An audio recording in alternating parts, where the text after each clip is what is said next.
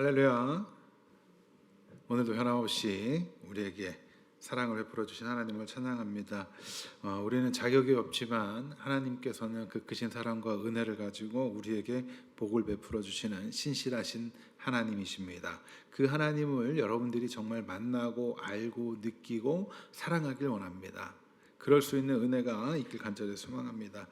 우리가 지난 2주 동안 에베소서 말씀을 통해서 삼위 하나님께서 이 세상을 창조하시기도 전에 하나님 나라를 위한 계획을 세우셨고 이 계획을 이루시기 위하여, 다시 말해서 하나님과 하나님의 백성이 함께하는 나라, 그 나라의 완성을 위해 성부, 성자, 성령 삼위 간에 맺으신 언약, 그걸 뭐라 그랬죠? 구속 언약. 구속 언약을 이 땅의 행위 언약과 은혜 언약으로 펼쳐지는 이 언약적 구속의 과정을 통해서 이루어져 간다는 사실을 중심으로 우리가 구원을 받는 것이 얼마나 큰 복을 누리는 것인가라는 사실에 대해서 배웠습니다. 기억하시죠? 네, 제가 말이 좀 빨라도 여러분들이 이제 좀 익숙하게 이해를 하실 것 같아요. 이런 내용들을 여러분들 배우시는 것이 매우 중요한 이유는, 우리가 복음을 듣고 구원을 받는 것은 그저 죽고 나서 천국에 간다, 그런 메시지를 뛰어넘어 하나님의 풍성한 은혜와 사랑, 그 하나님의 하늘의 그 신령한 복을 더욱 누리고 맛보게 할 뿐만 아니라 어떠한 환난과 고난에도, 그 어떤 유혹에도 흔들림 없는 견고한 신앙으로 세워져 가는데 유익하기 때문입니다. 감옥에 갇히고 여러 번 목숨의 위협을 받는 순간에도 평안을 잃지 않고 기쁨을 누리던 그 사도 바울처럼 성숙한 신앙인으로, 또 불평과 원망의 요인들이 감사와 찬양으로 화답할 수 있는 기쁨의 예배자로, 또 오늘날 정말 여러 모습으로 더욱 교묘하고 다양한 방법으로 다가올 유혹에도 결코 흔들림 없는 반석 같은 교회로 자라가는데 유익하기 때문이에요. 그러니까 자꾸 여러분들이 반복해서 들으시면서 기억하고 말씀을 깊이 묵상하시면서 잘 따라오셔야 돼요. 우리는 그동안 오랫동안 신앙생활을 하신 분들은 설교 말씀도 많이 들었을 거고 성경도 읽어보셨겠지만, 그럼에도 우리의 모습을 잘 살펴보면 사실 하나님의 말씀에 대해서 잘 몰라요. 그렇죠? 그렇기 때문에 우리가 힘이 없는 거예요. 여러분들 정말 반석 같은 교회로, 또 기쁨의 예배자로 성숙한 신앙인으로 자라가기 위해서는 우리가 말씀을 잘 배우고 알아야 합니다. 그래서 이러한 것들을 배우는 거예요.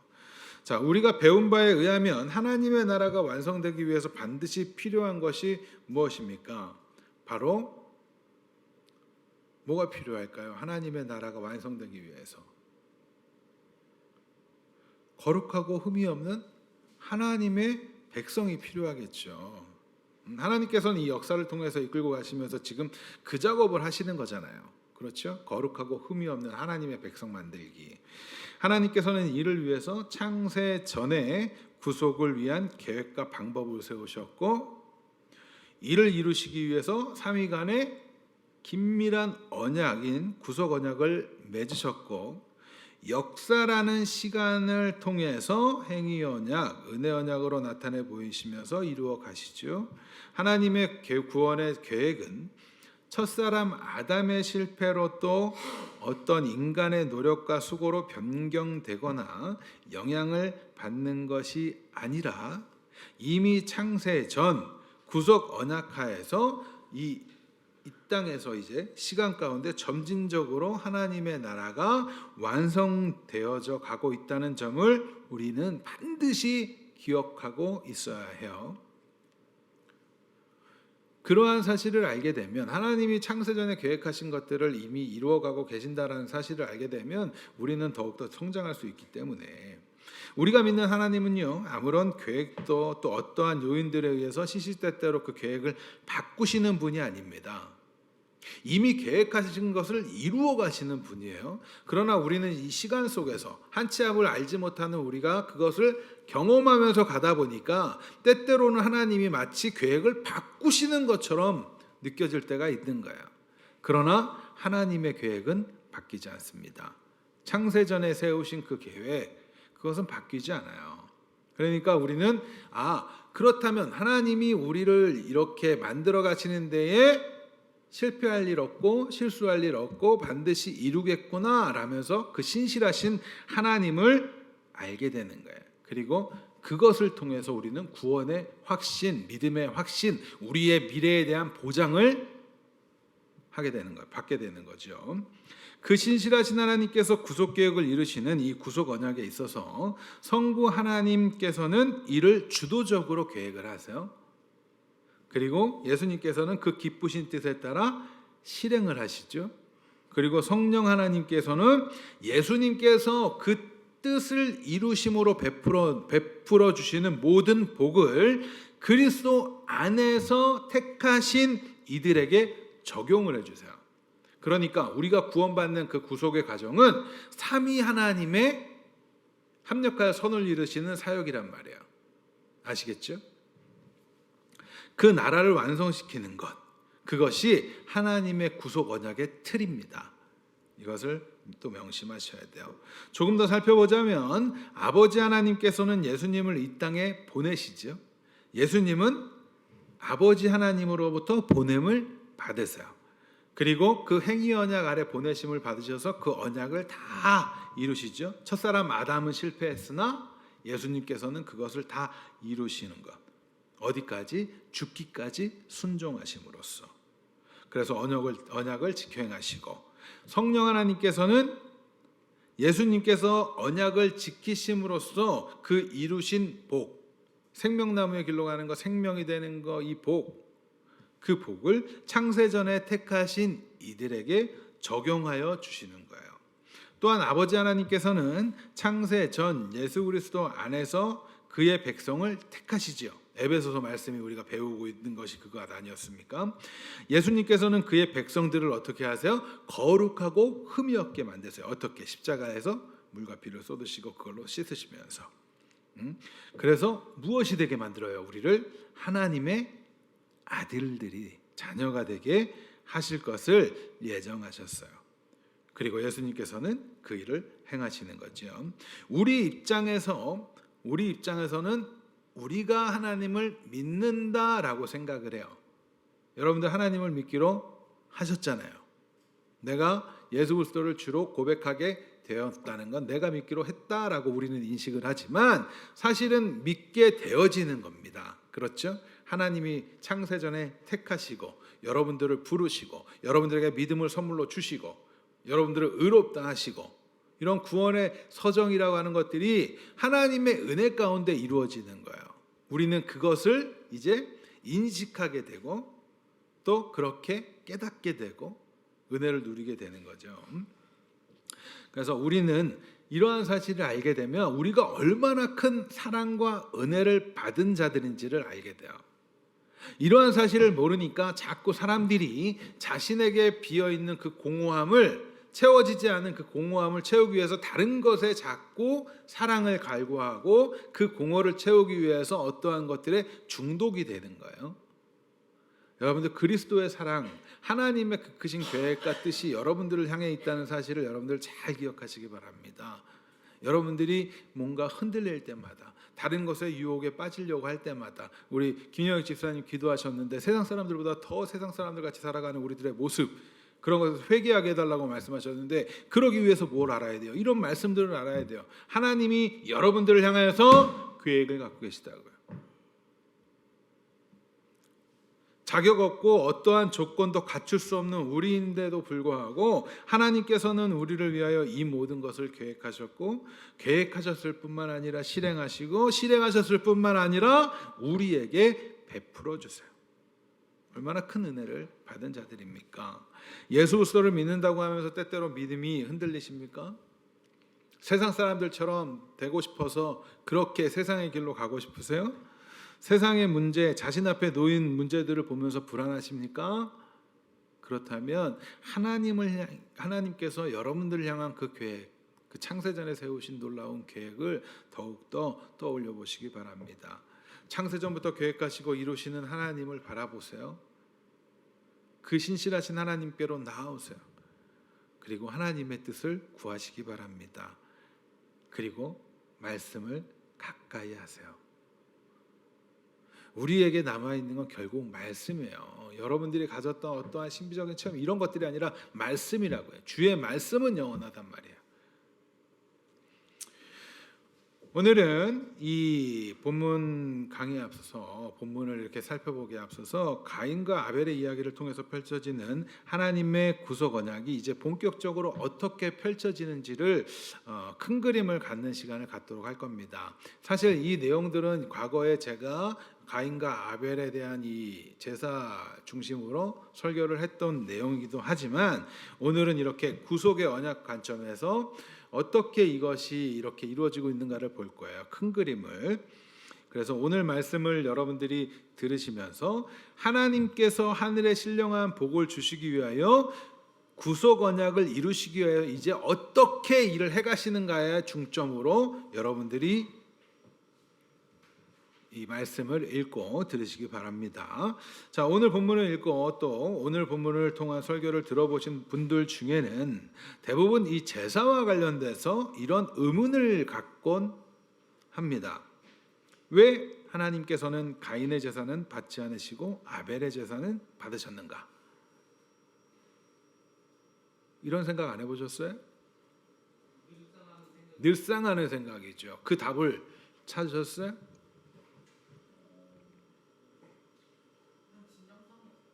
진정성이 없었어.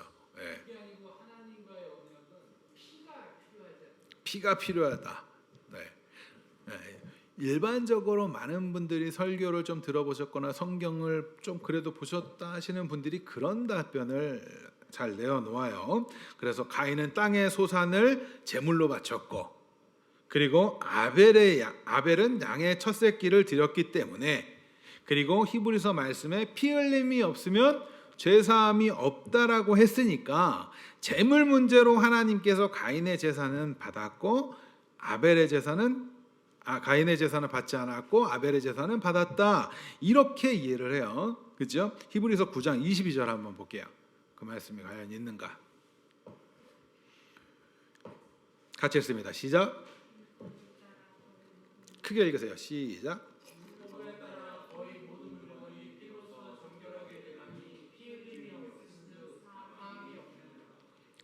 그렇게 되어 있어요. 그래서 이렇습니다라고 이해를 많이 하죠.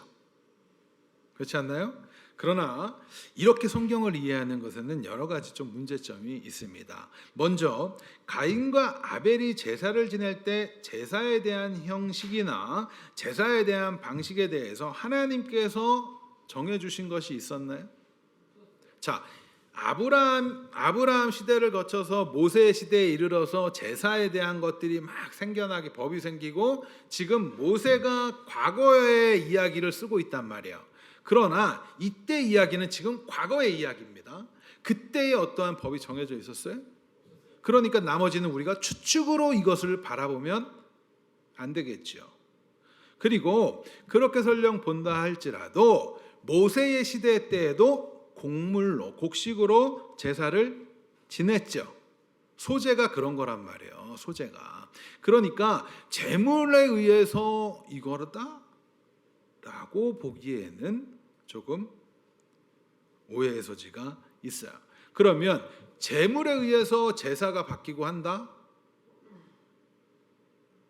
그렇게 보는 거는 조금 문제가 있단 말이에요.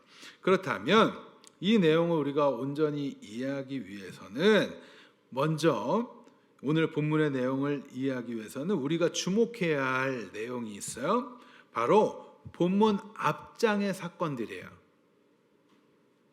본문 앞장의 사건들. 오늘 본문 앞장의 사건들은 어떤 내용들이 기록되어 있는 사건입니까? 자, 4장 앞장은 몇 장이에요? 3장. 3장의 내용들에는 어떻게 있었어요? 선악을 여기 보세요. 선악을 알게 하는 나무의 실과를 먹고 행위 언약에 실패한 아담의 사건이 등장하죠. 맞습니까? 그러나 하나님께서는 은혜를 베풀어 주셨어요. 그리고 그 은혜 언약을 창세기 3장 15절의 원복음을 통해서 여자의 후손을 약속하시죠. 그리고 가죽옷을 지어 입히시면서 덮어주시는 내용이 그 앞의 내용이에요. 그러면 이제 우리가 알아야 할 것, 하나님의 이 계획이 어떻게 펼쳐질까를 중심으로 이 성경을 바라보는 게 맞는 내용이겠죠. 맞습니까? 다시 한번, 하나님의 계획은 이제 뭐예요? 여자의 후손을 통해서 이 일을 이루시겠다라는 거예요. 그러면 성경은 그 이야기를 하고자 하지 않겠습니까? 여러분들 책을 읽어보시고 글을 써보신 분들은 조금 이해가 되시겠지만 그냥 내가 하고 싶은 소리 메모장에 조금 적는 거 말고 어떠한 목표와 계획을 가지고 글을 써보신 분들은 그 포커스에 맞춰서 그 이야기를 써내려가잖아요. 그럼 하나님은 전지전능하신 하나님, 지혜의 하나님께서 어떠한 방식으로 쓰셨겠냐고요. 자, 선악을 알게 하는 나무의 실과를 따먹은 아담, 그래서 실패했어. 그러나 내가 여자와 여자의 후손, 그리고 뱀과 뱀의 후손 둘의 관계 가운데 이야기를 펼쳐낼 거야라는 이야기를 지금 하신 거잖아요. 창세기 3장 15절에서. 맞죠? 여자의 후손으로 오실 예수님께서 어떻게 생명나무로 가는 길이 되시며 생명이 되시는지를 지금 이야기하려고 하죠. 3장 끝에 보면 어떤 내용이 나와요? 그룹들과 두루 도는 불칼 곧 화영검으로 생명나무를 지키게 하시죠. 그렇게 하고 3장이 끝이 나고 4장이 시작되잖아요. 그러니까 하나님께서는 여자의 후손으로 오실 예수님을 통해서 어떻게 생명나무로 가게 될지를 이야기하겠다는 거예요. 그러면 그 관점에서 지금 4장을 여러분들이 바라보셔야 되는 겁니다. 이해가 되시죠? 그러면 3장 15절을 우리가 보다 좀 잘 이해할 필요가 있겠죠. 맞습니까? 물론 3장 15절은 과거에도 제가 설교한 적이 있어요. 그러나 오늘 좀 더 보도록 하겠습니다. 3장 15절 우리 같이 읽겠습니다. 시작.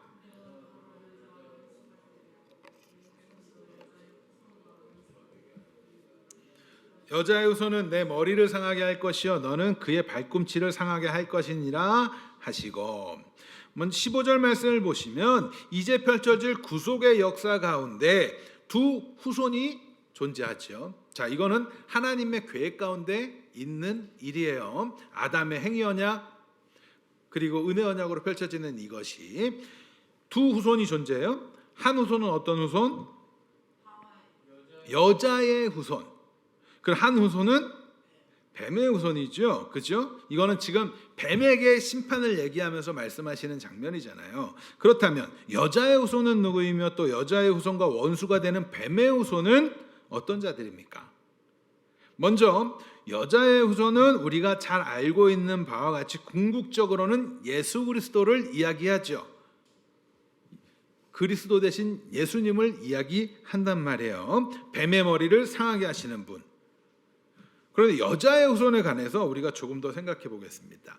우리가 에베소서 말씀에서도 배운 바에 의하면, 그리고 과거 골로새서 말씀에서도 배운 바에 의하면 예수 그리스도를 주로 고백한다면 우리는 어떤 존재예요?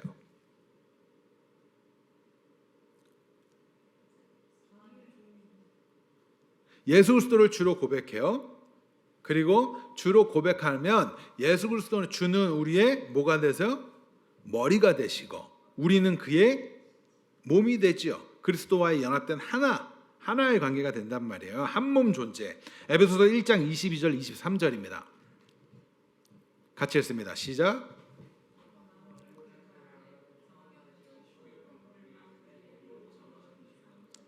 교회는 뭐라고요? 그의 몸이니 만물 안에서 만물을 충만하게 하시는 이의 충만함이니라. 자, 골로새서 1장 18절 말씀에서도 이렇게 기록하지요. 시작. 그가 근본이요 죽은 자들의 가운데서 먼저 나신 이시니 이는 친히 만물의 으뜸이 되려 하심이요 라고 기록을 해요. 그러니까 우리는 뭐라고요? 그리스도 안에서 한 몸이에요. 그러면 결국에는 어떤 거예요? 우리는 그리스도 안에서 여자의 후손이죠. 결국 교회는 여러분들 여자의 후손입니다. 아시겠죠? 성경에 보면 결국에는 두 라인이 존재해요. 하나님의 라인, 하나님이 택하신 라인과, 그죠? 하나님이 택하지 않은 라인이 있어요. 택했다라는 말에는 뭐가 포함된 말이에요? 그러니까 그 안에는 반대로 택하지 않은 이들이 있다 없다. 있다라는 것, 어딘가를 누군가를 택했다는 건 다시 말하면 구별했다는 거예요. 구별했다라는 것은 구별되지 않은 이들이 있다라는 거죠. 맞습니까? 그렇기 때문에 이 세상에는 딱 두 부류의 사람들이 존재하는 거예요. 어떤 부류? 하나님께서 구별하신 자들과 그리고 구별되지 않은 자들. 물론 우리는 앞서 말했지만 시간에서 점진적으로 흘러가기 때문에 구별되어져 가는 그 과정에 있는 사람이 있고 아직은 아닌 사람들이 있고, 그건 우리는 아직 몰라요. 우리는 알 수 없어요. 하나님이만 아시지. 맞죠? 그러나 딱 놓고 보면 세상에는 두 부류의 사람만 있는 거예요. 구별된 자들, 구별되지 않은 자들. 창세전에 택함을 받은 자들, 택함을 받지 않은 자들. 그런데 그 택함은 누구 안에서? 그리스도 안에서. 이게 중요한 포인트입니다. 누구 안에서? 그리스도 안에서. 여러분들이 잘나서 내가 뭘 할 수 있는 사람이라서 내가 앞으로 잘 믿을 사람, 아니요. 뭐에서? 그리스도 안에서. 예수님 안에, 예수님이 죽으시고 하나님이 부활하셨더니, 하나님이 부활케 하시잖아요. 그러면 그 안에 누구? 죽은 자 가운데서 딸려 나오는 거예요. 그리스도 안에서. 아시겠나요? 자, 따라서 여자의 후손은 그리스도를 지칭함과 동시에 누구? 그리스도 안에 있는 교회를 함께 이야기하는 거예요. 다시 말해서 창세전에 하나님께서 그리스도 안에서 택하신 이들. 여러분들이 에베소서 말씀을 지금 지난주까지 배웠기 때문에 이 말씀이 쉽게 이해가 되죠. 안 되나요? 되죠? 자, 그렇다면 여자의 후손인 예수 그리스도와 예수 그리스도 안에 있는 교회의 원수된 뱀의 후손은 어떤 자들일까요? 네, 사탄. 네, 또 우리는 그의 누가 뱀의 후손이고 막 이거를 구별하기보다는 그의 특징을 잘 알고 있어야 돼요. 요한복음 8장 44절 말씀 함께 읽겠습니다. 시작.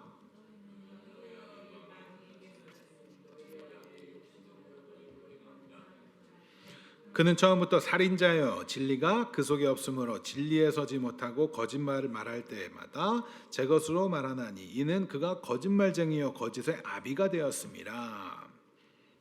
어떤 특징을 가지고 있어요? 거짓말쟁이. 마귀의 욕심대로 행하는 자, 살인자. 살인한다는 건 결국은 뭐예요? 사랑하지 않는 것마저도 형제를 죽이는 거라고 말씀하셨으니까 마음으로 품은 미움. 그렇죠? 그거 왜 그래요? 나만 사랑하니까. 진리가 없는 자, 진리에 서지 못하니까 거짓말하는 자. 거짓말은 결국에는 뭐예요? 예수를 주로 고백하지 않는 게 거짓말하는 자라고요. 아시겠나요? 예수를 주로 고백하지 않는 자마다 거짓말하는 자예요. 특징이죠, 그것이. 예수를 주로 고백하지 않는 거, 주를 부정하는 거, 자신의 정욕으로 욕구를 해결하기 하기 위해서 하나님을 대적하는 모든 자들은 모두가 마귀의 후손이에요. 우리의 모습에서는 마귀의 후손 같은 짓을 우리 하고 있지 않습니까? 혹시? 그거 여러분들이 잘 점검하시란 말이에요. 자, 또 예수께서 뱀들아 독사의 자식들아 라고 표현하신 적이 있죠. 그 대상이 어떤 사람들이에요? 교회 안에서 사고 파는 사람들, 비둘기, 석인가가 바리새인이라는 그들에게 말씀하셨어요. 마태복음 23장 29절부터 34절 말씀 보면 33절까지만 먼저 읽게요. 시작. 화 있을 진저 외식하는 누구? 서기관과 바리새인들이여 너희는 선지자의 무덤을 만들고 의인의 비석을 꾸미며 이르되 만일 우리가 조상 때에 있었더라면 우리는 그들이 선지자의 피를 흘리는데 참여하지 아니하였으리라 하니 그러면 너희가 선지자를 죽인 자의 자손임을 스스로 증명함이로다. 너희가 너희 조상의 분량을 채우라. 뱀들아 독사의 새끼들아 너희가 어떻게 지옥의 심판결을 피하겠느냐. 지금 이렇게 얘기해요. 왜 예수님께서 서기관과 바리새인들에게 이렇게까지 심하게 말씀하셨을까요? 먼저 서기관은 어떤 사람들이에요? 부활을 안 믿지만 그들이 하는 역할은 뭐예요? 성경 필사하는 역할을 하고, 그러니까 말씀을 아는 자 모르는 자, 율법을 아는 자 모르는 자, 아는 자. 바리새인은 어떤 사람들이에요? 그들이 율법에 대해서 얼마나 열심히 있었는지 여러분들 많이 들어보셨잖아요. 그 사람들은 율법을 지키기 위해서 안식일을 지키려 뛰지도 않는, 그죠? 거짓말을 하지 않기 위해서 입을 꼬맸다고도 말하는 그러한 사람들이란 말이에요. 그런데 그들을 향해서 지금 예수님께서 뱀들아 독사의 새끼들아 라고까지 그렇게 이야기를 하셨단 말이에요. 왜 그래요? 그것은 바로 29절에 화 있을진저 그 앞에, 왜 선지자와 바리새인 앞에 뭐라 그래요? 외식하는. 외식이 뭐야? 바깥에서 밥 먹는 겁니까? 거짓말하는 위선자라는 거예요. 위선자. 위선자는 어떤 겁니까? 겉과 속이 다르고, 그치? 보이는 것과 결국에는 척하는 척. 여러분들 이거 굉장히 주의하셔야 돼요. 아시겠나요? 주의하셔야 됩니다. 겉과 속이 다른 거 굉장히 주의하셔야 돼요. 근데 우리의 모습에는 너무나 그런 모습들이 많아요. 저도 마찬가지고 우리 여러분들 이거 주의하셔야 됩니다. 그런데 이 내용이 어떤 얘기냐면 이 사람들이 얘기하는 거예요. 뭐라고? 자신들이 만약에 옛날에 조상의 때에 살았더라면 자기는 하나님이 보낸 선지자들을 죽이지 않았을 거예요. 왜? 우리는 그렇게 말씀대로 잘하는 사람들이니까. 의인을 죽이지 않았을 거예요. 왜? 우리는 괜찮은 사람들이니까. 뭐 하고 싶은 거야? 자기 스스로 의를 드러내고 싶은 거예요. 내가 스스로 뭐 한다고? 의롭다고. 우리 그런 모습 없어요? 있겠죠 뭐. 막연하게 있겠죠 뭐가 아니라 우리는 우리 스스로가 내가 굉장히 괜찮은 사람인 줄 착각하며 살아요. 그렇지 않아요. 근데 우리는 자격 없다니까. 하나님 앞에서도 자꾸 우리는 자격을, 지금 예수님 앞에서 자꾸 자격을 내어놓는 거잖아요. 나는 의로운 사람이에요. 왜? 나는 내가 만약에 조상들 거기에 그때 있었으면 나는 안 그랬을 거예요. 이거랑 똑같죠. 아담이 그때 내가 아담이었다면 나는 선악을 알게 하는 나무 안 따먹었을 거예요. 그렇게 말하고 있는 건 똑같은 거예요. 그런데 거기다 대고 예수님 뭐라 하신다고요?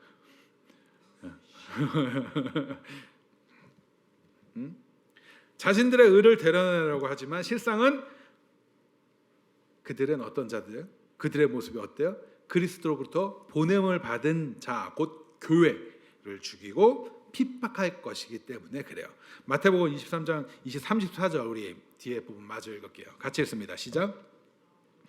그러므로 내가 너희에게 선지자들과 지혜 있는 자들과 서기관들을 보내매 너희가 그 중에서 더러는 죽이거나 십자가에 못 박고 그 중에서 더러는 너희 회당에서 채찍질하고 이 동네에서 저 동네로 따라다니게 하며 박해하리라. 예수님이 말씀하시는 거예요. 왜? 예수님은 아시니까 미래에 대해 너네 이럴 거야. 그러니까 여기서 보면 뭐예요? 예수 그리스도를 박해하는 자, 예수 그리스도로부터 보냄을 받은 자들을, 하나님부터 보낸 자들을 박해하는 자, 핍박하는 자, 뭐 하기 위해서? 자신의 의를 드러내기 위해서 그리스도를 핍박하는 자, 그들이 바로 독사의 자식들이에요.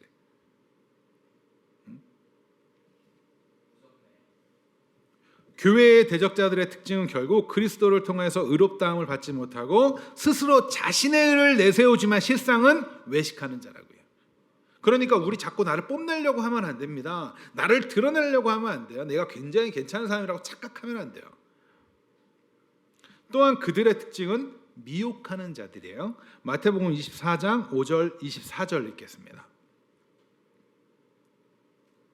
같이 읽습니다. 시작.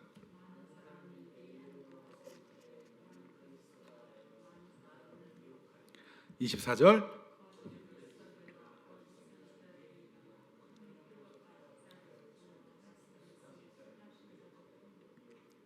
어떤 자들 미혹한데요? 택하신 자들.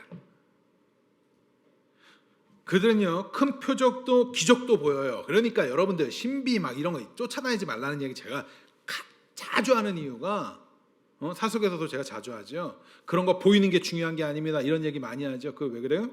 그들이라고 안 보이는 게 아니에요. 딱 보면 정말 신비로운 일들 하는 거 안 보이지 않는다고요. 그런데 많은 사람들이 그거 보여주면 그게 진짜인 줄 알아. 그래서 거기가 다, 자, 그리스도께로 나아가지 않고 다른 걸로 보이게 해서 그들을 끌어오는 것 자체가 미혹 아니에요? 그죠? 내 시선을 지금 뺏는 거 미혹하는 거 아니에요? 그래서 홀리게 만들죠. 과학 문명이 발달하면 신비적인 거나 이런 것들에 관심이 점점 없어질 것 같잖아요. 그런데 그렇지 않습니다. 여러분들 유튜브만 딱 펼쳐봐도 그 안에 무당 이야기 이런 거가 얼마나 조회수가 많은지 몰라요. 미스터리 막 이런 거, 신비한 거 막 이런 거. 그런데 더 큰 문제는 뭔지 압니까? 차라리 그렇게 뭐 이렇게 이방 종교나 다른 타 종교 막 이 무당 뭐 이런 거로 아예 대놓고 나와 있는 건 별로 우리는 그냥 그거는 다르니까라고 봅니다. 그런데 문제는 교회라는 이름으로 그것을 하는 것들이 많단 말이에요.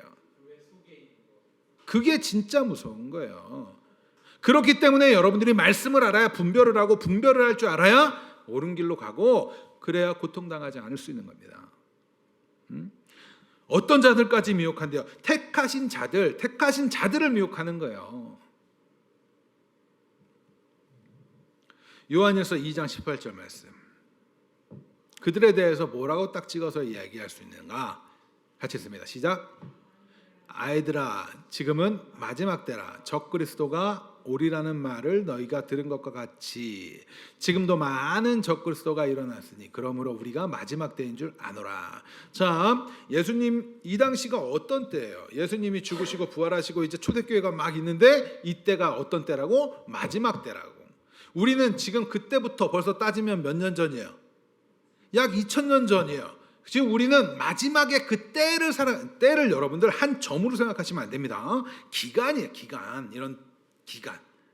우리는 지금 마지막 때를 살아가고 있는 거야. 예수님이 다시 오시는 그날까지의 마지막, 초림과 재림 사이에 그 때를 살아가고 있단 말이야. 그런데 이때에 뭐가 있다고요? 적그리스도가 있다. 적그리스도는 영어로 하면 뭘까요? 안티크라이스트. 안티. 그러니까 우리 안티는 뭐예요? 펜 그리고 안티펜. 많이 쓰는 그 말이잖아요. 적대자예요, 적대자. 그러니까 그리스도의 적대자. 그런데 그가 자꾸 사람들이 어떤 누구 한 명을 대상으로 자꾸 이야기하려고 하고 어떠한 것을 자꾸 뭐 이런 걸로 자꾸 얘기하려고 하는데 그렇지 않아요. 그리스도의 적대자는 모두가 적그리스도인 거야.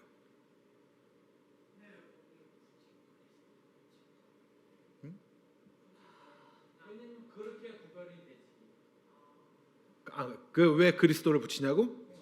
그리스도의 적대자라는 말이 안티크라이스트라고.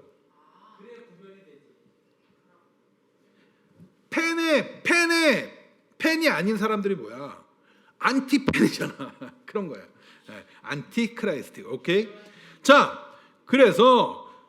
그런데 보세요. 너희가 들은 것 같이 지금도 어떤 많은 적그리스도란 말이야. 많은. 아시겠어요? 그러니까 여러분들이 이 땅을 살아가면서 분별하셔야 되는 거예요. 그들은 예수님을 시인하지 않아요. 예수님을 주로 고백하지 않아요. 그리스도의 복음을 왜곡해요. 유혹해요. 박해를 가하기도 하고 죽음으로 몰아넣기도 하고 더 좋은 것을 보여주면서 우리 눈에 혹할 만한 것, 사단이 예수님을 시험하죠. 해요 안 해요? 처음 들어보는 얘기처럼 눈을 이렇게 딴 데로 보면 어떡합니까? 시험해요 안 해요? 말씀으로 찾아와서 시험해요. 그때 어떤 거 보여줘요? 막 혹할거 주죠. 40일 금식했는데 막 떡 만들어 먹어라 막 이러면서, 그리고 높은 곳에 올라가 가지고 모든 영광을 내가 줄게 하죠. 그런 유혹들 한단 말이야. 그러니까 여러분들 굉장히 좋아 보이는, 제가 이렇게 기사 보는 거를 되게 좋아해서 사건 사고 기사 보는 걸 굉장히 좋아합니다. 저는. 그래서 그런 거 보다 보면 사기를 당하는 사람들의 이야기를 이렇게 볼 때가 있어요. 물론 사기 당한 사람들은 안타까워요. 사기친 사람들이 나쁜 놈들이죠. 그런데 그걸 보면서 항상 드는 생각이 있어요. 왜 당할까? 왜 당할까? 결국에는 뭐 때문에 당해요? 욕심 때문에. 내가 하는 것보다 더 큰 거를 준다고 하니까 거기에 넘어가는 거예요. 그럼 결국에는 그 사기꾼들이 뭐를 건드리는 거예요? 우리의 욕심을 파고드는 거거든요. 여러분들 그 사실을 알아야 돼요. 사단은 그렇게 더 좋은 거 줄 것처럼 여러분들을 속여요. 굉장히 많은 보장을 해줄 것처럼 여러분들을 유혹해요. 여러분들에게 시선을 자꾸 뺏는 거, 그때마다 여러분들 주의하셔야 돼요. 그것이 때때로는 가정에서 나타나는 문제들로 나타날 수 있고, 가정에 좋은 경사처럼 보이는 걸로 나타날 수 있고, 잘 되는 일처럼 보일 수 있어요. 그럴 때마다 여러분들 주의하셔야 돼요. 예배를 나가지 못하게 막는 것들 주의하셔야 돼요. 하나님께 기도하지 못하게 막는 것들 주의하셔야 돼요. 그런 면에서 환난과 고난이 다가올 때 그것이 우리에게 유익한 이유가 뭐예요? 그것을 통해서 하나님께로 자꾸 다시금 나아가게 하거든요. 그게 신비란 말이에요.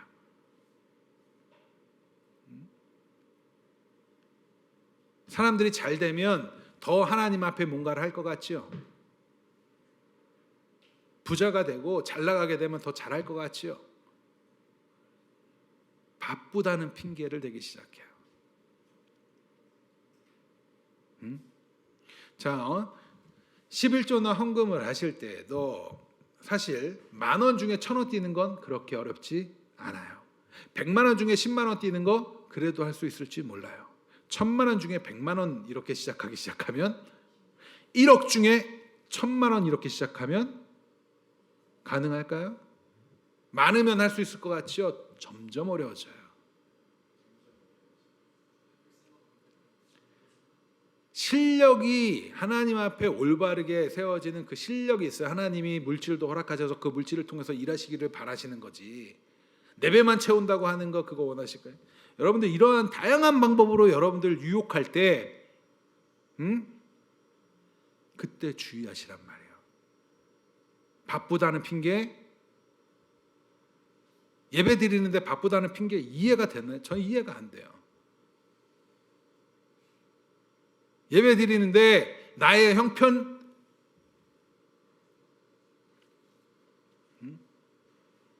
뭐가 우선인지가 바뀌어 있으면 여러분들 자신을 점검하셔야 돼요.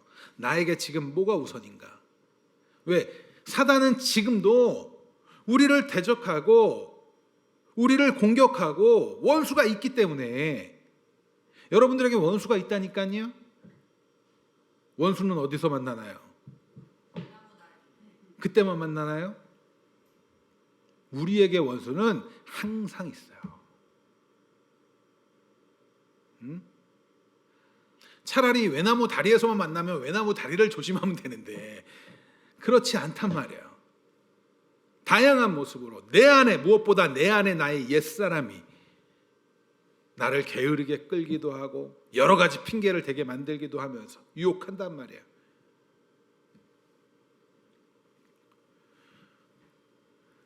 성경에 보면 하나님께서는 성도를 시험하지 않는다고 그럽니다. 그렇죠? 그러나 사단은 시험을 해요. 그 시험에, 근데 성경에도 보면 같은 단어지만 하나님께서 시험하셨다라는 얘기가 나오죠. 그건 다른 거예요. 왜?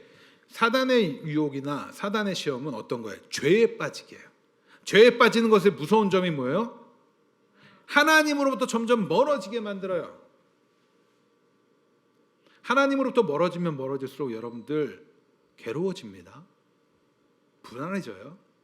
그런데 어느 순간 그것도 무뎌져요. 자기가 죽는 줄 모르고 계속 있다 보면 더 무뎌져요.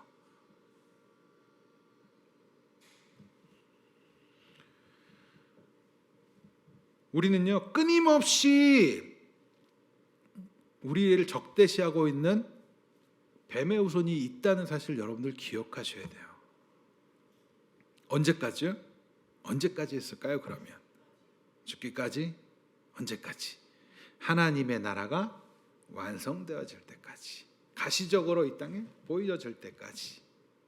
따라서 우리는 하나님의 나라가 완성되어지기까지 이 역사를 이해하면서 반드시 염두해야 할 점은, 이 인류의 역사는 여자의 후손과 그의 원수되는 뱀의 후손의 끊임없는 전투가 치러지고 있다라는 긴장감을 여러분들 가지실 필요가 있어요.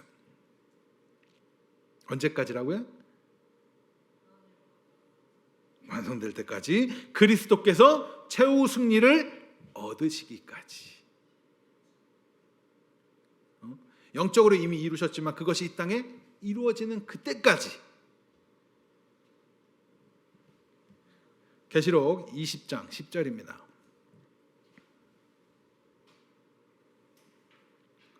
같이 읽습니다. 또 그들을 미혹하는 마귀가 불과 유황못에 던져지니 거기는 그 짐승과 거짓 선지자도 있어 세세토록 밤낮 괴로움을 받으리라. 뱀 곧 마귀의 그의 추종자들이 불과 유황못에 던져지는 그때까지. 계시록 20장에 있다는 얘기는 거의 끝날 때 됐다는 거죠. 네?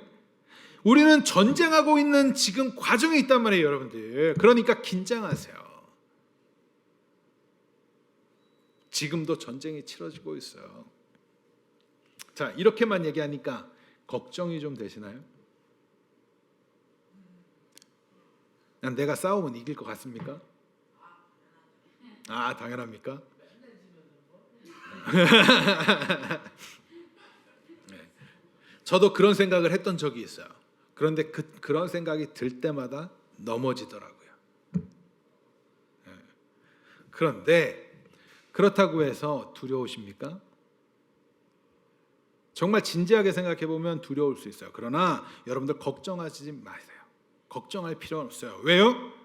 우리 하나님께서 그의 성실함으로 보호하시고 보존하시며 실패와 실수도 없이 이루시는 신실하신 분이시기 때문에 그래요. 이미 예수 그리스도께서 이긴 그 싸움을 우리가 지금 치러가고 있는 거기 때문에 괜찮아요. 성경을 읽다 보면 하나님께서는 창세 전에 구속 언약을 맺으시며 세우신 계획을 하나님의 때에 완전히 이루시기 위하여, 궁극적으로 여자의 후손인 예수 그리스도를 통해서 이루시기 위하여 여자의 후손의 계보를 성실하게 부르시고 세우시고 이끄시고 돌보시면서 뱀의 후손과 구별해 가시는 하나님의 모습을 발견하게 돼요. 물론 그것은 하나님의 전적인 주권 가운데 은혜를 베풀어 주시면서 택하시는 일이에요. 창세전에 그 계획을 이루시면서. 이를 위해서 하나님께서는 은혜의 언약을 맺어주시는 거예요. 그 언약 아래 씨, 자손이죠. 자손, 씨는 자손이란 말이에요. 다시 말해서 후손을 약속하시고 그 언약을 지키시고 그 언약을 전제로 보호하시고 돌보시는 장면을 계속 성경에서 표현해주고 있어요. 그런데 놀랍게도 하나님께서는 이미 하나님의 그 여자의 후손으로 구별하신 이들과 그렇지 않은 이들을 이렇게 보여주세요. 자, 아브라함 이야기를 잠깐 생각해 볼게요. 아브라함에게 아들이 있었죠. 첫째 아들 아브라함, 이스마엘이 있었고, 그리고 둘째 아들은 사라에게서 난 이삭이 있었어요. 그러나 이스마엘은 여자의 후손의 계보가 아니죠. 누가 택함을 받았어요? 이삭이. 왜? 언약의 자손. 언약이 지금 이삭을 통해서 흘러져 간다고요. 그러면 이삭에게는 두 아들이 있었어요. 쌍둥이에요. 같은 태에서 태어났어요. 쌍둥이에요. 아벨이 나와. 그렇죠. 발꿈치를 잡고 태어나는 야곱이 있었고, 또 형은 팥죽을 줬어요? 얻어먹었어요? 누구? 에서와 야곱 이렇게 외우세요. 이스마엘, 이삭, 에서, 야곱. 오케이? 이렇게 외우세요. 쌍둥이. 그런데 야곱을 하나님께서 여자의 후손의 계보로 택하시죠. 이에 대해서 좀 굉장히 생각해 볼 만한 말씀을 사도 바울을 통해서 하십니다. 로마서 9장 10절에서 15절이에요. 같이 읽습니다. 시작.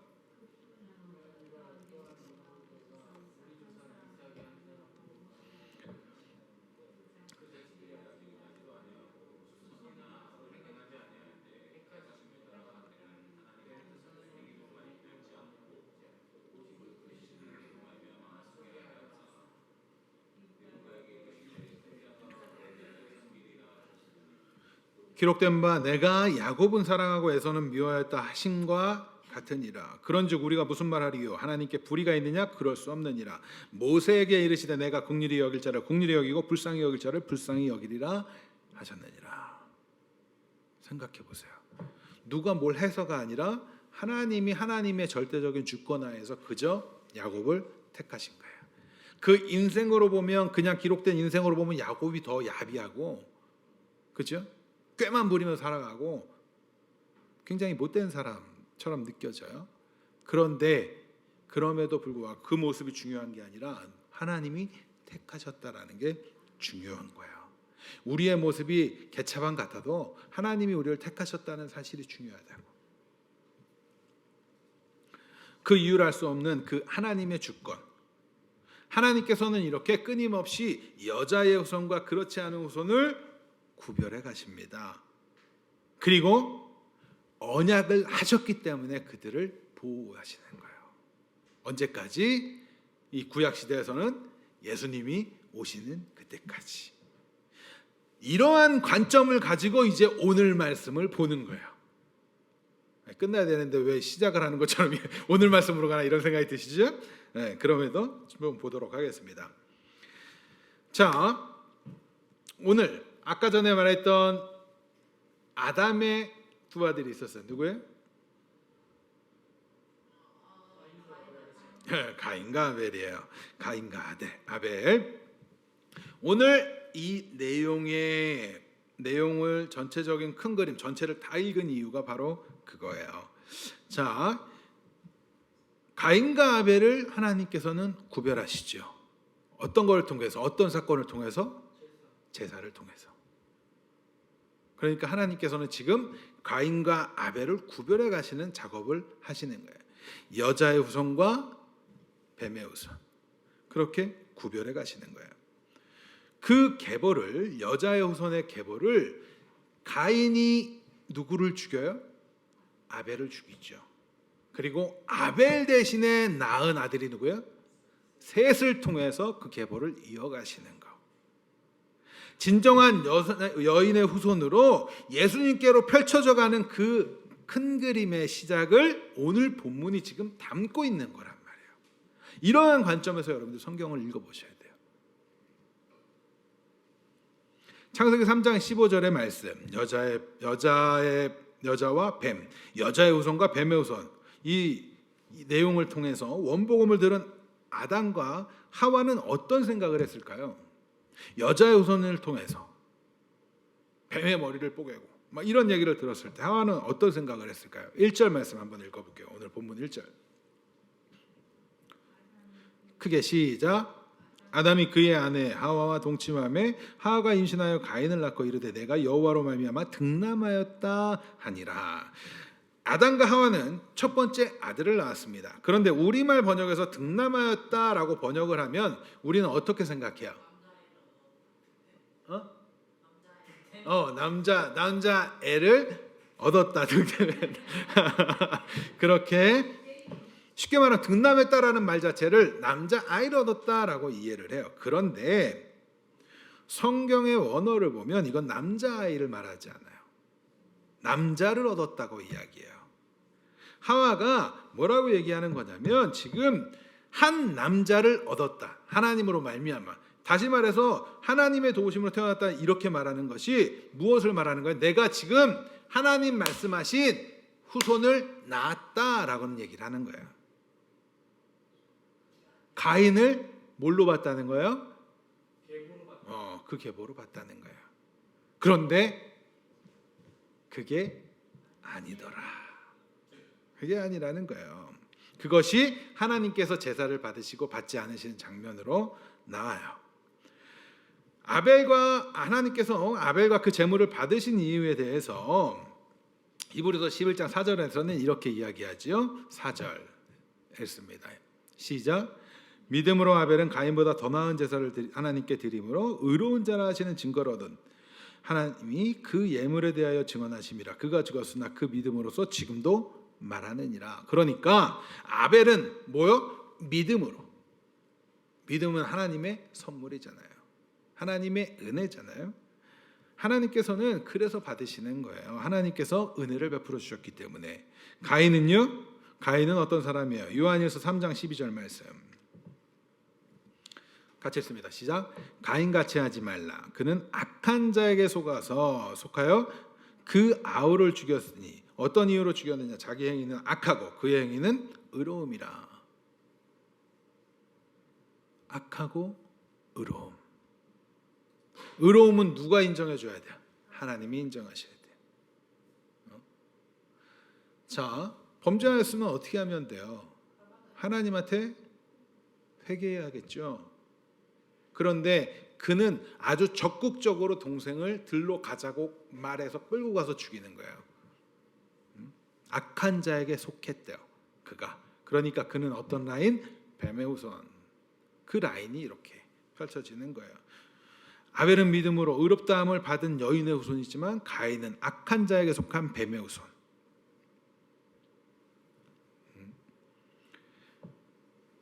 자신의 의를 드러내고 싶었으나 자신의 의가 인정받지 못하니까, 자신의 동생은 인정받으니까 뭐가 나와요? 시기와 질투가 나오지요. 시기 질투는 누구의 성품이었다? 뱀의 성품이었다. 거짓말하는 자.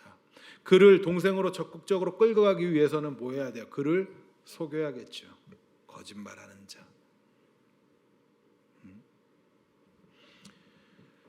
그러면 이 안에 뱀의 계략은 어떻게 담겨져 있었을까요? 뱀의 계략. 동생을, 그 후손을 죽여 없애면 하나님의 계획이 실패할 것이라고 생각을 했겠죠. 그래서 여자의 후손을 잡아먹는 거려고 합니다. 마귀사탄이 그랬잖아요. 그래서 예수님을 십자가에 매달았잖아요. 그랬는데 걱정할 필요 없었어요. 왜요? 하나님께서는 아벨 대신 셋을 통해서 하나님의 계획을 이루어 가시기 때문에 그래요. 본문 25절. 오늘 본문 25절. 같이 읽습니다. 시작.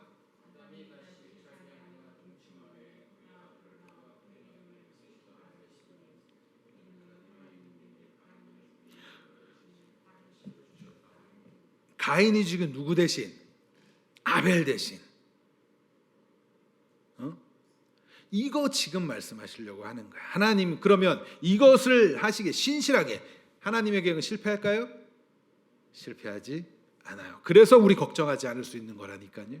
우리는 넘어질 수도 있지만 그러나 여러분들 기억하셔야 돼요. 넘어지는 것에 익숙해지시면 안 돼요. 나 그러면 넘어져도 괜찮다니까 맨날 넘어지지 뭐 내 멋대로 살지 뭐 이게 어떤 구원파의 교리라니까요. 우리는 넘어지지 않을 수 있어요. 이제 넘어지지 않으려고 했어야 돼요. 왜? 싸우는 거니까. 아시겠나요? 그래서 여러분들 분별하시라는 거예요. 거짓말하지 않도록 노력하셔야 되는 거고, 내가 더욱더 하나님 앞에 매달리려고 노력하셔야 되는 거고, 하나님의 라인답게 살려고 노력하셔야 되는 거예요. 우리가 예수 그리스도를 믿는다는 건 내가 하나님의 자녀, 하나님의 여인의 후손이라는 사실을 인식하게 되는 것 아닙니까? 그렇다고 한다면 우리는 그에 걸맞는 옷을 입고 그에 걸맞는 행동을 하고 그 삶을 살아내야죠. 왕의 옷을 입혀줬는데 거지처럼 행동하면 돼요, 안 돼요? 안 되죠. 여러분들 광해 영화 보시면 나오잖아요. 왕의 옷을 입고 왕의 행동을 해야 돼. 우리는 그리스도 옷을 입었으면 그리스도인다운 삶을 살아내야 돼. 그래서 우리의 삶 가운데는 성화라는 모습이 나타나는 거예요. 이겨가시기 바랍니다. 뱀의 후손으로부터 싸움에 이기시기 바랍니다. 그러한 유혹들로부터 이겨내시기 바랍니다. 그리고 예배 나오셔야 돼요. 예배 드리셔야 돼요. 자꾸 넘어지면서 그것에 익숙해지시면 안 돼요. 진짜 무서운 게 거기에 중독되는 거라니까요. 넘어져도 괜찮아요. 괜찮아요. 아예 다음에 가면 되지요. 그런 생각하시면 안 됩니다. 지금이 중요하단 말이에요, 여러분들.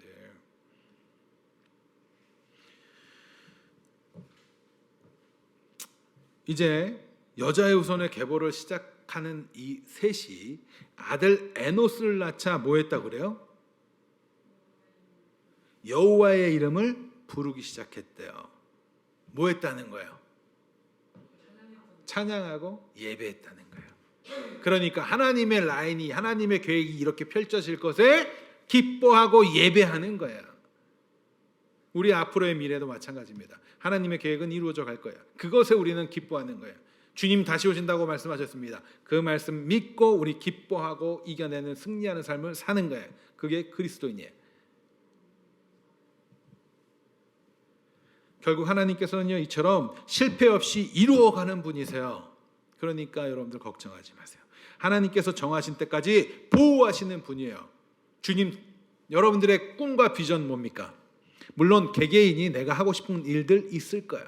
그러나 그리스도인으로서, 하나님의 자녀로서, 여자의 후손으로서 여러분들의 꿈과 비전은 뭐가 돼야 돼요? 빛내게 하는 것도 하나님의 나라의 완성이잖아요. 주님 다시 오시는 것을, 그래서 계시록에 보면 아멘 주 예수여 어서 오시옵소서 그러면서 성경이 끝나잖아요. 그러니까 결국에는 뭐예요? 그리스도가 다시 오시면 우리는 소망하는 거지요. 그러나 그것은 실패할 거예요? 실패하지 않을 거예요. 여러분들 삶 가운데 문제들이 있어요. 요즘 정치적으로, 경제적으로, 어떤 세계적으로 굉장히 많은 문제들이 막 우리들에게 던져지잖아요. 그렇죠? 전쟁도 일어나고 기근이 있고 홍수가 있고, 우리나라만 물난리 난 게 아니에요. 굉장히 많은 지역에서 지금 알래스카는 지금 뭐 하고 있어요? 막 녹고 있고 막 난리도 아니죠. 전염병 난리도 아니죠. 지금 코로나 끝나는가 했더니 다시 막 확산되고, 그 코로나뿐만 아니라 또 원숭이 두창 막 이런 거 나오고 또 다른 거 나왔다 그러고 막 별게 다 나오잖아요. 그거 보면서 사람들 많이 불안해하기도 합니다. 그런데 불안해할 필요 없어요. 왜요? 주님 다시 오실 거니까. 우리는 지금 마지막 때를 살아가고 있는 자들입니다. 그러면 우리는 그것에 불안해하는 삶이 아니라 어떠한 삶을 살아야 돼요? 그리스도인다운 사람, 그리스도의 옷을 입은 자의 삶을 사는 거야. 예수 그리스도를 머리로 한 교회, 한 몸으로서. 그러기 위해서 여러분들 모이셔야 돼요. 모여서 같이 서로 힘을 합하고 합력하고 서로가 서로를 격려하고 때로는 부축해주면서 이끌어주면서 밀어주면서 가는 거예요. 그래서 교회가 존재하는 거예요.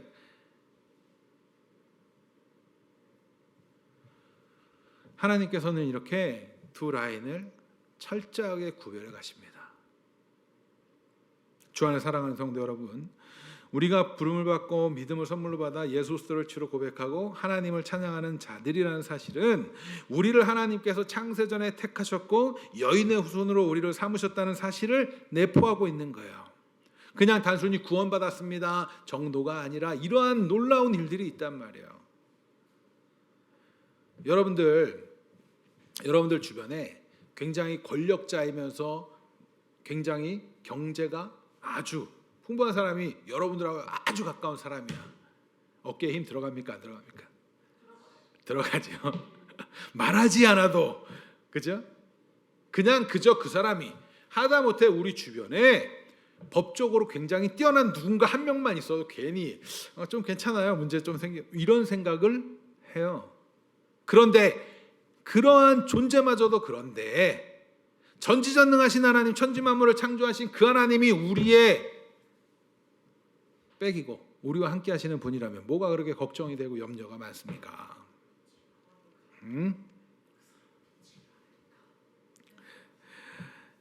하나님께서는요, 세상 끝날까지 우리와 함께 하세요. 그리고 어떠한 상황에도 변함없이 우리를 인도해 가실 거예요. 때때로 우리는 뱀의 후손들에게 공격당하고 뱀의 후손들에게 상처를 받게 될 거예요. 아니, 더 정확하게는 맞고 당하고 지는 모습으로 비춰질 거예요. 세상에서 똑같이 경쟁을 할 때 경쟁에서 이기는 방법, 그러니까 어떻게 이겨요? 모든 수단과 방법을 가리지 않고. 그런데 그리스도인은 모든 수단과 방법을 가리지 않습니까? 가려야 돼요. 그리스도인이기 때문에. 그래서 경쟁에서, 세상의 경쟁에서는 져요. 그런데 괜찮단 말이에요. 지는 것이 곧 이기는 것이 될 수 있다는 사실을 누가 보여주셨어요? 예수님 보여주셨잖아요. 그래도 용납이 안 되죠? 이기고 싶죠? 그런데 왜 공부는 열심히 안 합니까, 여러분들?